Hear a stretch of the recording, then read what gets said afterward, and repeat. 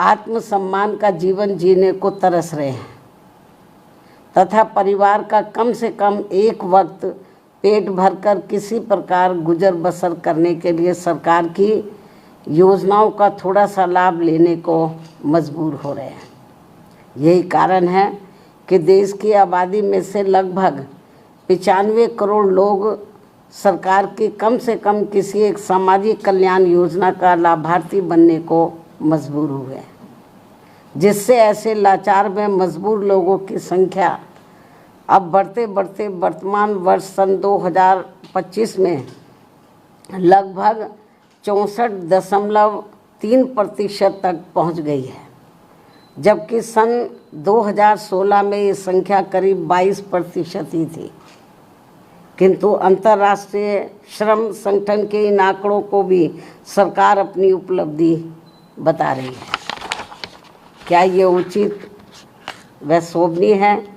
जबकि सभी को ये मालूम है कि सरकारी योजनाओं का थोड़ा सा लाभ लेने के लिए ज़रूरतमंद लोगों को कितनी भागदौड़ व परेशानी झेलनी पड़ती है।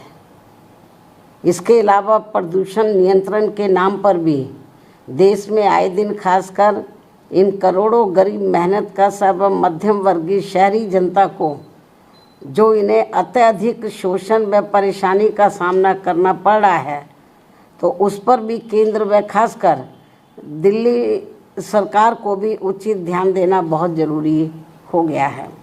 वास्तव में लगभग 100 करोड़ से अधिक गरीब लोगों के भारत देश में वाहन प्रदूषण रोकने के लिए उसकी जीवन सीमा पर सख्ती से अनुपालन के अलावा और भी दूसरे बहुत सारे उपायों पर सरकार द्वारा अमल किया जाना चाहिए, जो ये बहुत ज़रूरी है, ताकि इस ट्रांसपोर्ट के उद्योग धंधे में लगे करोड़ों परिवार वालों के जीवन को और अधिक तंगी और परेशानी वाला होने से बचाया जा सके।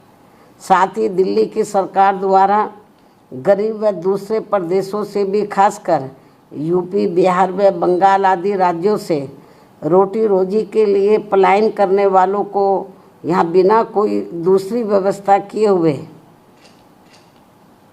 उन्हें जिस बेरहमी से उजाड़ने का ये जन विरोधी रवैया अपनाया जा रहा है, अर्थात उनकी झुग्गी झोपड़ियों को जो तोड़ा जा रहा है जिस बेरहमी से, तो ये अति दुखद व शर्मनाक भी है।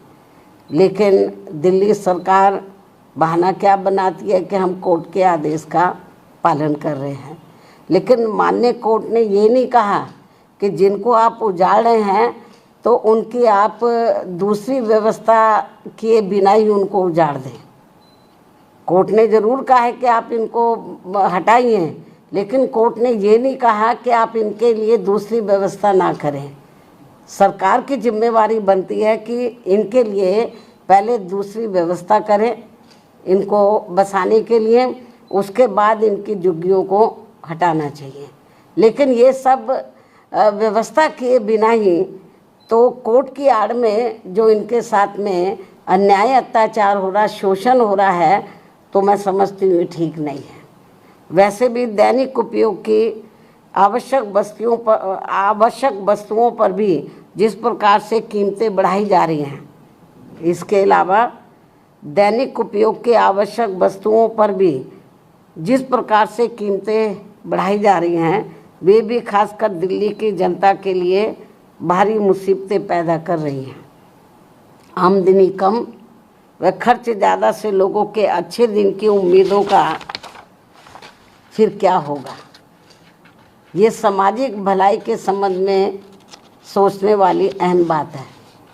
इसी क्रम में देश भर में बिजली की कमी ने भी केवल आम लोगों को ही नहीं बल्कि पूरे व्यापारी वर्ग व छोटे उद्योग धंधों को भी बुरी तरह से प्रभावित कर रखा है। दिल्ली व यूपी सहित कई और राज्यों में भी बिजली के निजीकरण का उचित लाभ किसी भी ज़रूरतमंदों को संतुष्ट नहीं कर पाना भी सरकार की नीति में ये खोट व कमियों को जग जाहिर करता है, दर्शाता है। सरकार इस समस्या का भी संतोषजनक समाधान जितना जल्दी निकाल ले तो वह उतना देश हित में बेहतर होगा। अब मैं अंत में अपनी बात यहीं समाप्त करती हूँ। धन्यवाद। जय भीम व जय भारत।